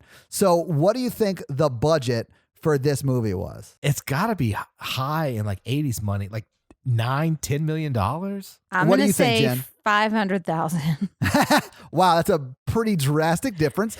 The budget was $1.8 million, which in 88 is not a cheap movie. It's not a Right. cheap movie. It's not a very expensive movie. It's not like Back to the Future money or anything, but it's not like super cheap, right? So I could not find any reliable information for what it made at the box office, right? So the information I did find was on a website called worldwideboxoffice.com. Uh-oh. It doesn't look very reputable, and the information it's giving me is insane, and I hope it's not true. So what do you think this website says the box office numbers were for it? Can you hear the air quotes, listeners, around a Yeah, website? I want to be clear that if this is true, it's insane. Go ahead. What's your guess? $15 million. Okay. $50 million. Okay, so domestic, it says, is $15.6 million, which means... All right, I got it. And this came out in 1988. So if it is truly $15.6 million, It was a smash hit. it did better than They Live, which we just did. It did better than Poltergeist. It did better than Man from the Snowy River 2. It did better than Stand and Deliver. It is close to Police Academy 5. Like, that's the range it puts it in. And then it says... Oh, Police Academy 5. I can't make it there. That's the year that it swept the Oscars too. So, But listen, I mean, this is Killer Klowns from Outer Space, you guys. Right. It's saying that it was the 64th top grossing movie of that year. Which Is it? I need somebody who's older to tell me what listeners. what would the cultural impact I of need this someone movie? to do a much deeper dive and tell me if this is true, because it also says that it made an additional $28 million overseas, leaving it at $43.6 million total that it made. How did it not get a sequel if that's the case? I mean, I've got fun facts. I know there were talks about a sequel. I don't know if it was made. Jen, it sounds like you have some fun facts. I But do, yeah. I just want to put the world's biggest asterisk next to our box office segment here, because I do not know if any of that is true. And the only website I could find that information on looks super sketch. So listeners, I know it's made a lot of money on home video. 'cause oh, it I'm is such a sure it cult did. Classic. I'm Yeah. sure it did. And maybe this website's accounting for that. I don't know. Yeah. But listeners, if you want to like do a much deeper dive, or if you guys have any firsthand knowledge, please let us know, because I would love to know what it really made. And even if you just confirm that this information is true, even as batshit as insane as it is, I want to know. Like, this is the same year that Tequila Sunrise came out. Action Jackson came out. What Ernest Saves Christmas. Like, the top grossing movie this year was Rain Man, and then Who Framed Roger Rabbit, and then Coming to America. I love Coming to America. This came out the same week Crocodile Dundee 2 came out. Sorry. Wow. Anyway, I did a lot of research trying to find the true box office numbers, and I couldn't find anything that seemed at all legitimate. So, Jen, do you have some fun facts for us? I do have some fun facts. I cannot Okay. wait. Jen's fun facts. Now with more fun. The original title of this was Killer Klowns. And they added the outer space because they didn't want people to think it was a slasher movie. And this was kind of like, I think the book came out in 86. So there was kind of like the slasher clown thing. And so they wanted to let everyone know they were, in fact, from outer space. The most expensive prop, which one do you think was the most expensive? I don't of know. all this Everything stuff? looks really cheap to me. Maybe Yeah. I don't know, maybe the gun, the popcorn gun, because you actually have, there's like mechanics in that you have to like load it and be Okay. able to shoot it. So like everything else looks like it was pretty cheap. It was the popcorn gun. That was the most expensive. nailed Yeah, it. because you're Todd, like yeah. shooting actual popcorn, and they had to Yeah. like propel the popcorn. Yeah, so and it does shoot pretty far. Like it looks It pretty does. legit. Yeah. And there's popcorn like popping on the gun part. Yeah. I mean, it gets everywhere. All right. The legs of the little balloon dog, they covered them with latex so that they wouldn't pop on the pine needles as it was like walking around in the forest. That's Isn't that adorable. cute? I loved that balloon dog, man. That I did balloon dog too. let me know it was okay to laugh. And that this is going to be a fun romp through a clown crazy universe. It was okay. It wasn't too soon. So this was written and directed by the Chiodo brothers. I think I'm saying that correctly. And this was the only movie that they've written and directed. No. What? But Really? they're known as a team of special effects designers, which Oh, is that why actually they're makes sense. yeah. Okay. So it's kind of like they just wanted, like they had this idea for clowns and then they kind of just wanted to see what they could do with it, They are probably How best. insane can we make this? Exactly. What do we have left over? So they also they constructed the whole Clownzilla set themselves, but most of the other stuff they just kind of directed. But they're known also for the monster effects in the movie Critters. What? Oh. And they also did Large Marge from one of the Pee-wee movies. Oh, yeah, wow. Okay. Okay, so the interior of the spaceship, they made it because the budget was so low. They had to make it like Tinker Toy type. So it's basically like a big black warehouse kind of black box kind of thing. And Yeah. there's all these neon triangles and poles and stuff, and they could just move them around in different ways to save money, which is why it looks like they're that's just cool. going through a series of other Funhouse stuff, And I mean, it kind of fits. It doesn't look too out of place, It works. It looks good, that part. It looks, it's campy and it's silly, but it does work. There are about 40 clowns in the final clown climax. And so 2 of these masks were actually repurposed for the movie Ernest Scared Stupid. Really? Clownzilla was originally supposed to be stop motion when they were designing it, but because of time and money, it ended up being a rubber suit. The original ending was going to be for Dave and the Idiot Brothers to die, but they wanted, for like the kind of movie it is, they wanted more of an upbeat ending. So Yeah. No, I think it would have worked better if they died. I would have liked it better if they died because I didn't like any of them. But I mean, I don't think it was bad. It fits with the bonkersness that they just does fit fell with the out of the bonkersness of sky. it, yeah. The body count is about 40 like townspeople, which is pretty big for like a horror comedy. It's bigger than like a lot of the Jason and stuff movies. Yeah. It is, yeah. Talking about the sequel. There has been a sequel in development hell since this movie was released. So, Wow. yeah. So Okay. from 88, they've been planning to make a sequel. Because, I mean, I guess like what you were saying, it did pretty well. Maybe. Yeah, maybe. Allegedly. But so the idea for the sequel was that Mike is the old town drunk and he keeps warning them about the killer clowns, but nobody will believe him. So maybe I can guess see he's that. like older asshole cop, So then they started to heat up a little bit around 2012, but then it got postponed. And then I think Sci-Fi bought the rights at some point and they were going to develop it. They were going to make it into a series in 2016. So they've been kind of trying to talk about how this could happen. But I think when there was that big Disney merger, who did Disney buy? Fox. So I think Fox had the rights at the time and were planning to make a sequel. And then when Disney bought them, they canceled like 200 planned properties. And this was They one of canceled them. this? Really? They did. Disney yeah. didn't want to be involved with the killer clowns from outer space. Imagine that. I can't believe I it. mean, the IP they could have thrown in there would have been cool, But it was added to Universal Studios Halloween Horror Nights. In 2018, I think it was like a small part, but then it got its own haunted house in 2019. And so that's kind of like heating back up the love for it. And it just came out on Netflix too. So I think a lot of people are going to kind That's where I of watched be it. discovering it. Right, Yeah. exactly. I think it's on Shudder as well. But yeah, it's a camp classic that hasn't really gone anywhere. And now it's like, I mean, maybe the fact that people are rediscovering it again is going to lead to a sequel, but We'll who see. knows? And those are my fun facts. Well, thank you for your fun facts, Jen. Well, you're very welcome. Well, let's knock out that scary scale, even though I think it's going to be pretty easy for us to guess what we're going to give it. Hey, listeners, our scary scale is a ranking of how scared we were when we watched the movie today. It's not the quality of the movie, it's how scary we thought it was. Our 1 example is Ghostbusters. Our 10 example is Texas Chainsaw Massacre. All right, Todd, I will give it a 1. I don't think it was scary at all. I thought it was hilarious, a little inappropriate at times, but a fun, really committed, shticky kind of movie. Mikey, what do you think? I'm gonna give it a 1 because the same reasons. I think the scene with the little girl was like the scariest part of the film. Yeah. But no, it was mostly just silly. Yeah. I'm going to give it a 2 because of that little girl scene. I forgot about that. I was going to give it a 1, but yeah. And there are a couple of moments where the imagery is disturbing, like the sheriff marionette thing. The dummy. Yeah, that bothered me a little bit. I mean, it's still mostly just silly. So, all right. And that's our scary scale. Well, all right. Well, this week, the listeners made me watch Killer Klowns from Outer Space. What are you guys making me watch next week? I'm so excited because next week we are watching Crawl, the alligator movie. And I'm so excited because I love this movie. Mikey, have you seen this? I have seen it. I don't love it as much as you, and I'm still kind of sad that Mikey Month is ending. Oh, well, Goodbye, silly movies. We'll see you again sometime. Well, I mean, I wouldn't Someday, yeah. necessarily call Crawl a serious horror movie. No. Like, it's not. I think Crawl has some really dumb things. Yeah, but it's also got some really awesome things. I'm excited. And we may have a special guest for that too. So I'm really excited. We might.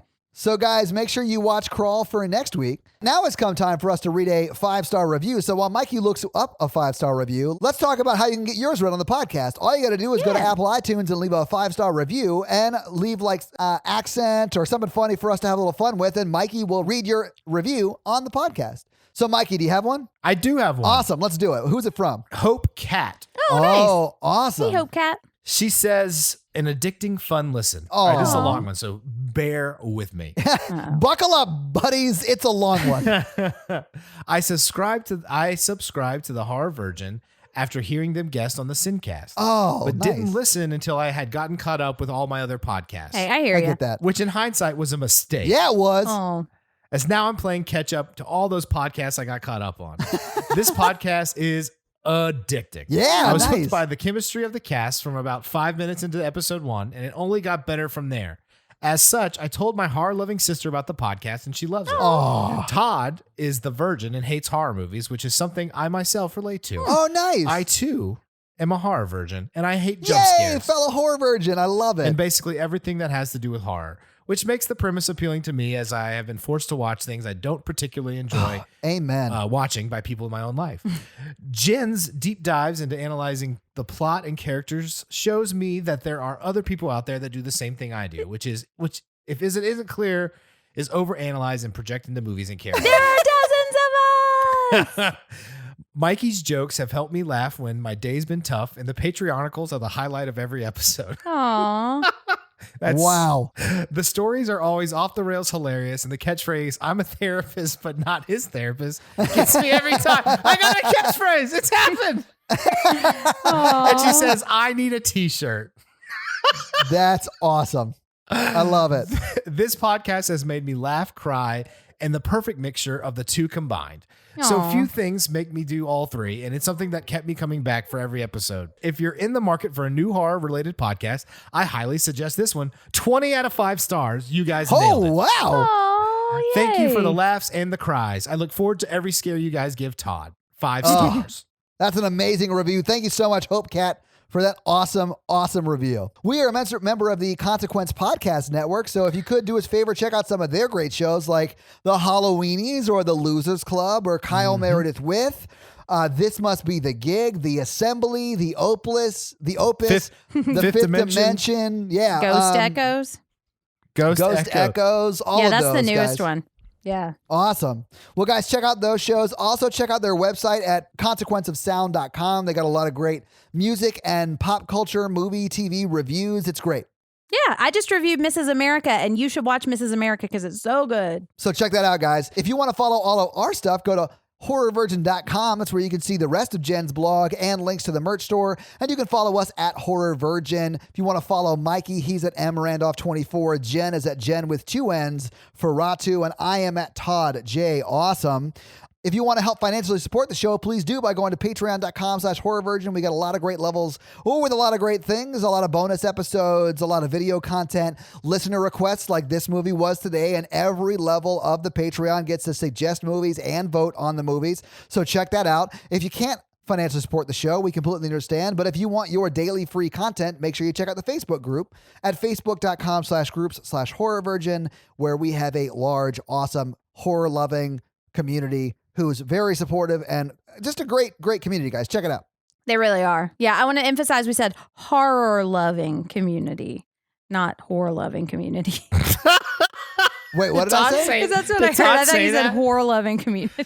They're called sex workers, Todd. Oh my God, horror-loving community. Yeah, but it is a really great group. Well, guys, thanks so much for joining us. That's going to be it for us. I'm Jen. I'm Mikey. And I'm your horror virgin, Todd, guys. Oh, sorry, I should do. Have a great week. Bye. Honk, honk. Clown nerds. You would have sipped out of that crazy straw, right? Like, because I would love to taste somebody if they were wrapped up in cotton candy. Gross. Hell no. That's so gross. I mean, it looked like Kool-Aid. It did look like Kool-Aid. That's what people taste like when they're wrapped in cotton candy and dissolved.